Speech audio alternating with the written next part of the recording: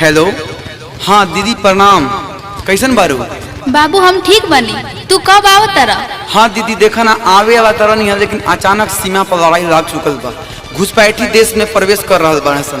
ऐसे दीदी देखा अब की रक्षाबंधन में हम नहीं आ सकत दीदी, हमके माफ करिए और हो सके तो रक्षाबंधन जरूर भेजा दिया। अरे बाबू सुना,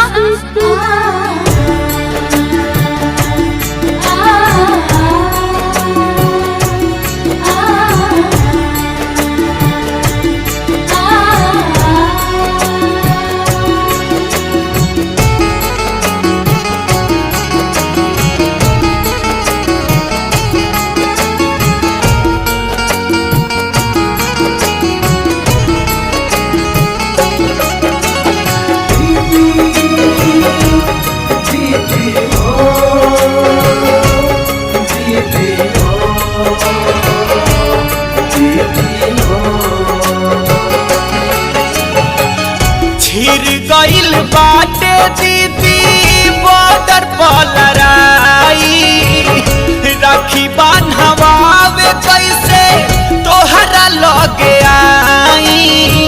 छूटी अब की राखी त्योहार दीदिया, कबो ना भुलाई तोहर प्यार दीदिया, कबो ना भुलाई तोहर प्यार। छिर गइल बाटे दीदी बॉर्डर पर लड़ाई, राखी बांधवावे कैसे तोहरा लगे आई। छूटी अब की राखी त्योहार दीदिया, कबो ना भुलाई तोहर प्यार दीदिया, कबो ना भुलाई तोहर प्यार।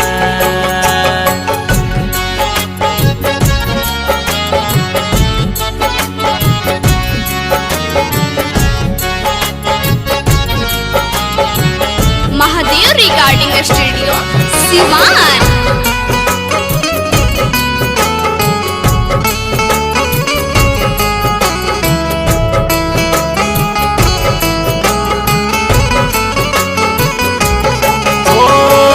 भेज दे दीदी कुरियर से बधाई, नहीं तो सुना रही जाई मोर कलाई। ए दीदी राखी भेजना हो, भेज दे दीदी कुरियर से बधाई, नहीं तो सुना रही जाई मोर कलाई। जानत बानी तू रोवत होइबू, भाई के अपन तू जोहत होइबू। कबू अइहे भैया हमार दीदिया, कबो ना भुलाई तोहर प्यार दीदिया, कबो ना भुलाई तोहर प्यार।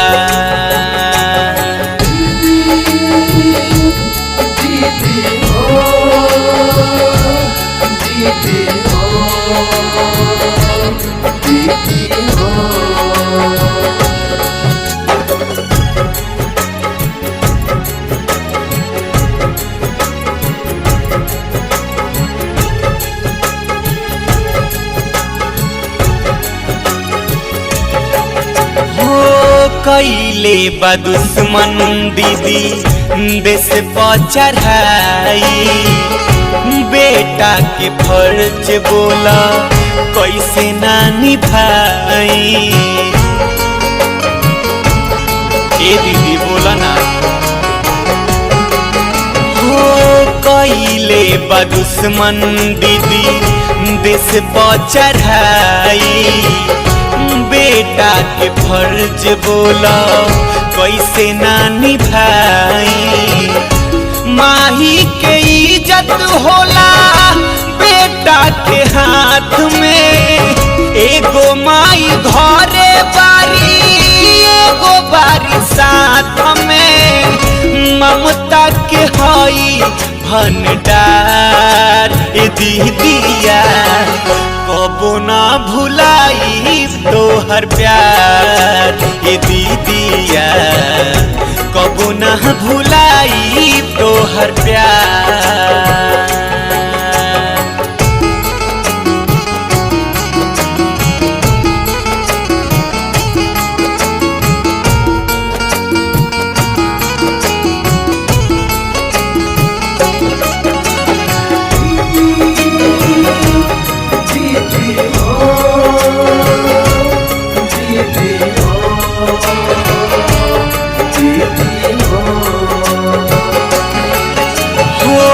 बारा बुझाला ए दीदी राखी के दिन हो रोज प्रिंस पवन नइखे उनका बहिन हो। ए दीदी का बताई उनकर दुखरा